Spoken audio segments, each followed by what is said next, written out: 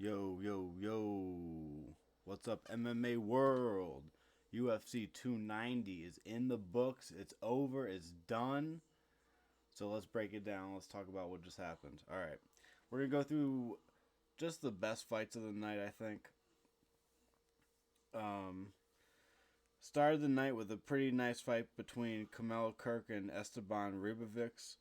Uh, Round one seemed like it was all Kamel Kirk. He was just on top of Esteban Ribovics. He got him down immediately, and it's to me it seemed like there's no chance Ribovics is gonna come back and win this.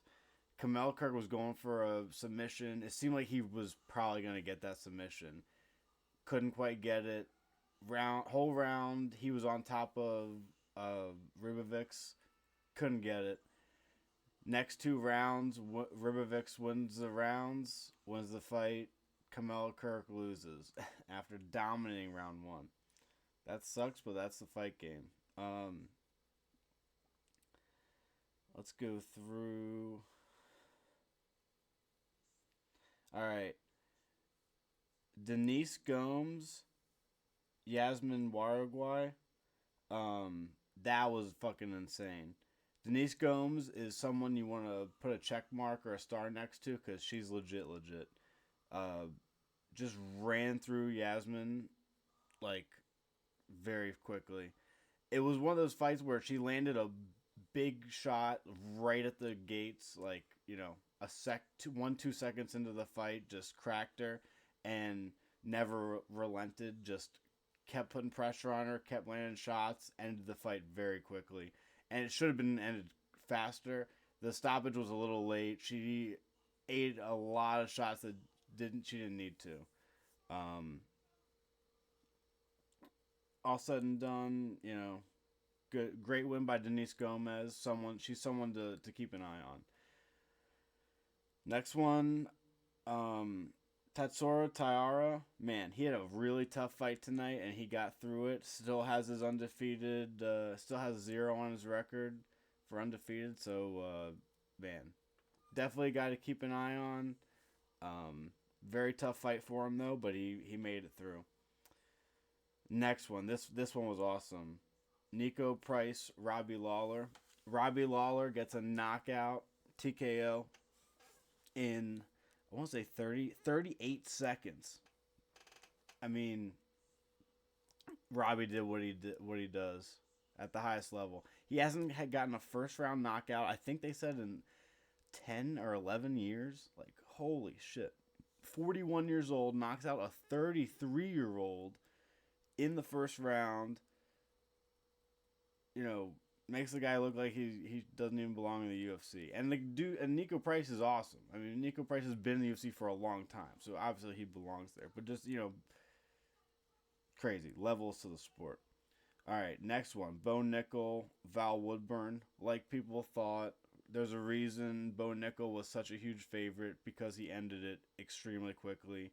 Did what he did, but he's moving on to another, a bigger opponent, I would assume. Someone who's actually going to challenge him, hopefully.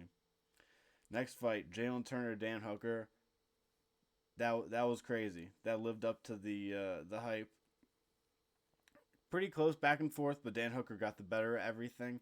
And what I was surprised by is Dan Hooker ended up on top in a few scenarios and controlled Jalen Turner fairly well, and also did damage from the top. And I think that's probably what won him the fight, was doing more control over the rounds. Robert Whitaker, Dricus du Plessis. Man, that fight was going crazy. Robert Whitaker was doing everything right. He was winning the fight. Boom, gets TKO'd. Just like that. Dricus du Plessis lands I think it was a really nice straight over the middle that kind of stunned him for a second. And I believe it was an uppercut that's kind of started the chain of events that led to the TKO. Man, Dricus du Plessis looking at a fight with Ezreal Adesanya now. So that's going to be awesome. Hopefully they do that in Africa. That would be sick. All right. Next fight, Pantoja Moreno. We got a new champ, ladies and gentlemen. And that was an insane fight. A lot of back and forth.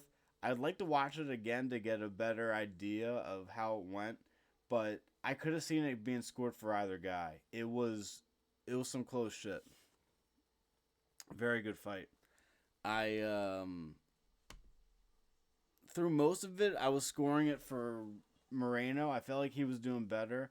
Moreno for sure lost the first round. All right, first round goes to Pantoja. Second round goes to Moreno, 100% in my opinion. After that, it's tough because the fight was super close. But for sure, Pantoja won round 5.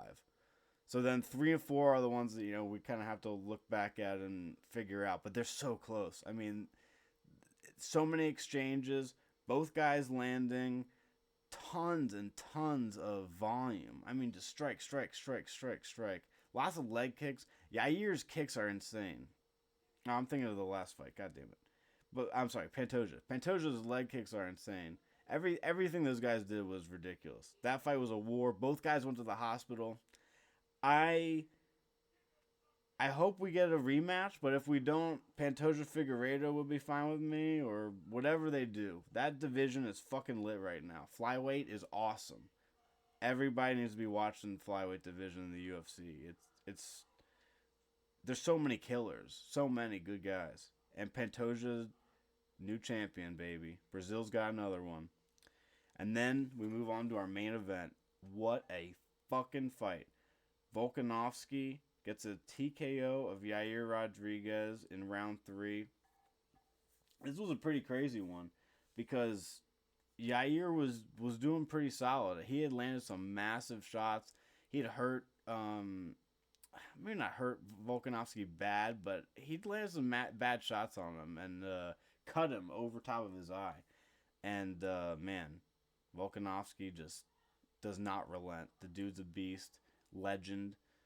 Future Hall of Famer, no doubt, and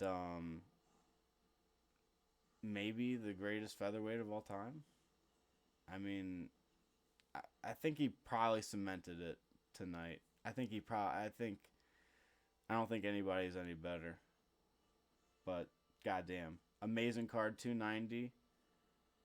Can't wait for the next one. But holy fuck, let's just take a deep breath and just let this all sink in for a second, figure out what's next. But man, great night for the UFC. Volkanovski, who knows what the hell's next for him, but whatever it is going to be big. This was a big night for him. Next fight's going to be huge. Who knows? Who knows what it is, but I'm excited. Peace out.